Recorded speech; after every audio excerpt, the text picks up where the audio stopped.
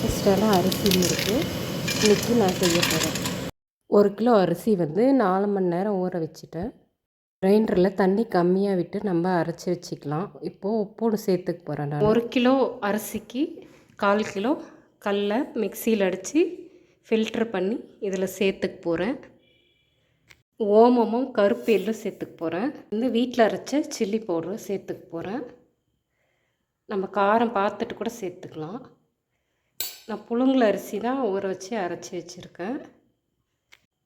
பெருங்காயம் கொஞ்சம் சேர்த்துக்கலாம். கொஞ்சமாக நெய் சேர்த்துக்க போகிறேன். கொஞ்சமாக காய்ச்சின எண்ணெய் சேர்த்துக்க போகிறேன். தண்ணி விட்டு நல்லா நம்ம பிசைஞ்சிக்கலாம். மாவு வந்து இந்த பதத்துக்கு இப்படி வச்சா ஒட்டாமல் இருக்கிற அளவுக்கு இருந்தால் போதும். சுட்டி சூப்பர் கொண்டை